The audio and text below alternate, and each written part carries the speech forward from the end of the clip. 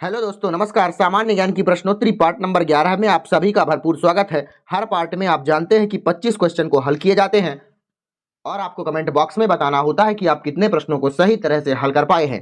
चलिए, आज का पहला प्रश्न है, किस अधिनियम द्वारा भारत में वर्ग, जाति और धर्म के आधार पर पृथक निर्वाचन क्षेत्र बनाने का प्रावधान किया गया था? किस अधिनियम में यह प्रावधान किया गया कि भारत में वर्ग, जाति और धर्म के आधार पर अलग निर्वाचन क्षेत्र बनाया जा सकता है? तो इसका राइट आंसर होगा क्या 1909, भारत सरकार अधिनियम 1909, या फिर उसे कहा जा सकता है मार्ले मिंटो सुधार अधिनियम 1909।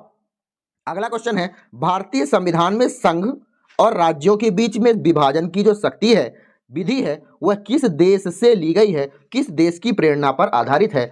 तो भारत में संघ और राज्यों के विभाजन की शक्ति यह किस देश से ली गई है? तो इसका राइट आंसर होगा कनाडा, कनाडा से ली गई है। अगला क्वेश्चन है, सामान्य न्याय और निःशुल्क विधिक सहायता का प्रावधान संविधान के किस अनुच्छेद में है कि सामान्य न्याय होना चाहिए सभी व्यक्तियों में और निःशुल्क विधिक सहायता सभी को समान रूप से मिलेगी? इसका राइट आंसर होगा अनुच्छेद अनुच्छेद 39A। अनुच्छेद 39A कहाँ स्थित है?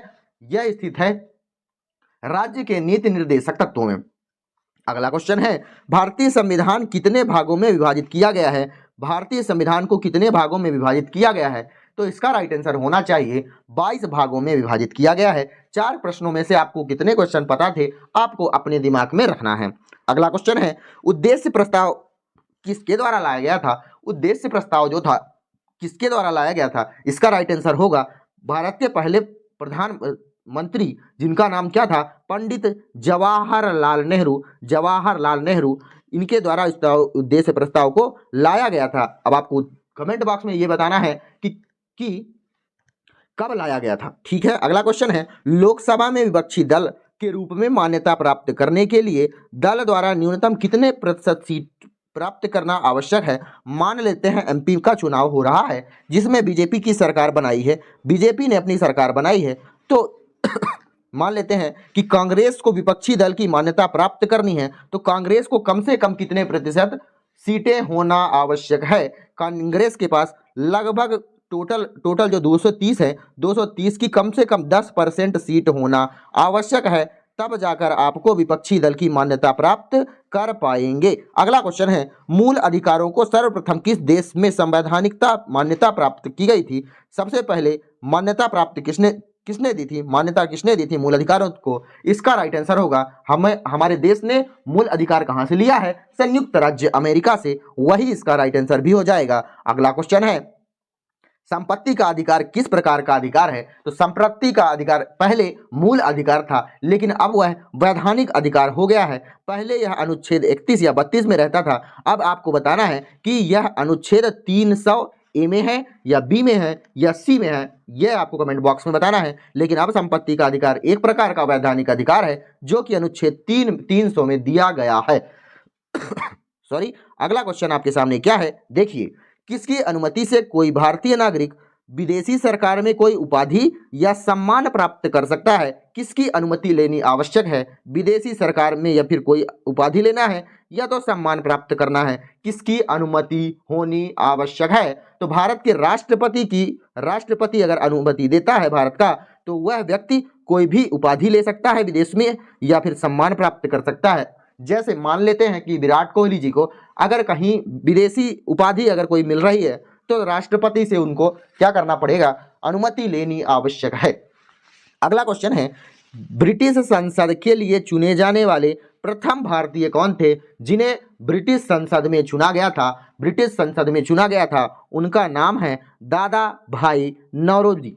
दादा भाई नौरोजी को ब्रिटिश संसद में चुने जाने वाले प्रथम भारतीय थे।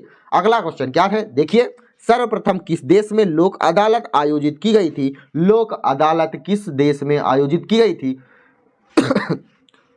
किस राज्य में लोक अदालत? ठीक है, भारत देश के किस राज्य में लोक अदालत आयोजित की गई थी? उस लोक अदालत आयोजित करने वाला पहला राज्य था गुजरात। गुजरात इसका राइट आंसर हो जाएगा। अगला क्वेश्चन है, लोकसभा सीटों की संख्या किस वर्ष तक कोई परिवर्तन नहीं होगा जब पहले बना था? या फिर अभी भी बताना है कि लोकसभा की सीटों की संख्या को किस वर्ष तक में परिवर्तन नहीं किया जा सकता है, उसका राइट आंसर होगा 2026। 2026 तक लोकसभा की सीटों में कोई भी परिवर्तन नहीं किया जा सकता है। अगला क्वेश्चन है, भारत की सर्वोच्च विधि कौन सी है? भारत की सर्वोच्च विधि मतलब यह संविधान है। सर्वोच्च विधि कहां से कौन है? संविधान में जो विधि लिखी गई है भारत की, यह सर्वोच्च विधि है। अगला क्वेश्चन है, भारत के प्रथम मुख्य चुनाव आयुक्त कौन थे? प्रथम मुख्य चुनाव आयुक्त का नाम था सुकुमार सेन। सुकुमार सेन। अगला क्वेश्चन है, संविधान के किस संशोधन द्वारा मौलिक अधिकारों की संख्या घटा दी गई है? पहले मौलिक अधिकार कितने थे और अब कितनी कर दी गई है?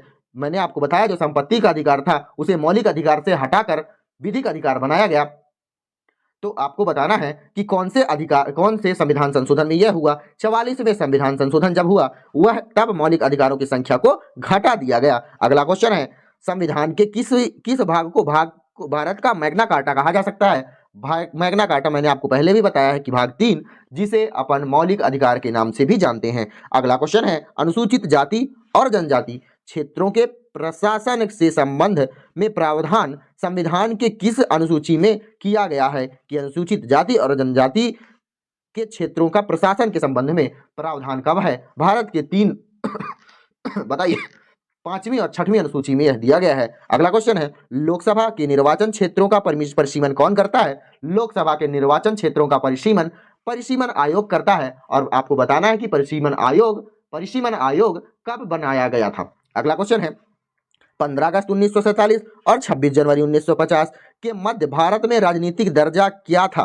कि मध्य भारत का राजनीतिक दर्जा क्या था? तो ब्रिटिश राष्ट्रकुल का एक आधिपत्य था, एक प्रकार का आधिपत्य था।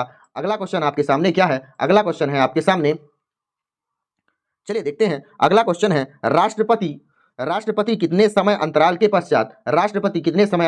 पश्चात वित्त आयोग का गठन करता है? वित्त आयोग का गठन करता है कि कितना समय अंतराल होना चाहिए? इसका राइट आंसर होगा 5 वर्ष के बाद। 5 वर्ष के बाद। अगला क्वेश्चन है, कानून निर्माण हेतु प्रस्ताव विधेयक के कितने वाचन होते हैं? कितने वाचन होते हैं मतलब जो कानून विधेयक का निर्माण होता है उतने समय विधेयक को कितने बार बोला जाता है, उस विधेयक को कितने बार बोला जाता है? तो इसका राइट आंसर होगा 3 वाचन होते हैं। 3 वाचन होते हैं। राष्ट्रपति निर्वाचन के लिए न्यूनतम आयु कितनी है? कितनी आयु में आप राष्ट्रपति बन सकते हैं? इसका राइट आंसर होगा 35 वर्ष। 35 वर्ष। यह 35 है, इसे 38 मत मानिएगा। अगला क्वेश्चन है, संविधान में मूल कर्तव्यों को शामिल करने का विचार किस देश के संविधान से लिया गया है? कि मूल कर्तव्य को संविधान में सम्मिलित किया जाए। यह कहां से लिया गया है मूल कर्तव्य? तो इसका राइट आंसर होगा सोवियत संघ से लिया गया है। सोवियत संघ से लिया गया है। 24वां क्वेश्चन है, उपराष्ट्रपति के चुनाव में मतदाता होता है। कौन मतदाता होता है? उपराष्ट्रपति के चुनाव में संसद के सभी सदस्य संसद में जितने सदस्य होते हैं उपराष्ट्रपति के लिए मतदान या वोट कर सकते हैं। अगला क्वेश्चन है, किस की अनुमति के बिना राज्य की विधानसभा में कोई धन विधेयक पेश नहीं किया जा सकता है? किसकी अनुमति के बिना राज्यसभा में कोई भी धन विधेयक क्या नहीं किया जाता है? पेश नहीं किया जा सकता है। राज्यसभा की बात है तो राज्यपाल की बात आएगी। राज्यपाल इसका राइट आंसर हो जाएगा। अगर आपको केंद्र की बात होती तो राष्ट्रपति इसका राइट आंसर होना चाहिए था। 25 क्वेश्चनों में से आपसे कितने क्वेश्चन बनते थे आपको कमेंट बॉक्स में बताना है। और मिलते हैं आपको अगली वीडियो में। तब तक के लिए धन्यवाद।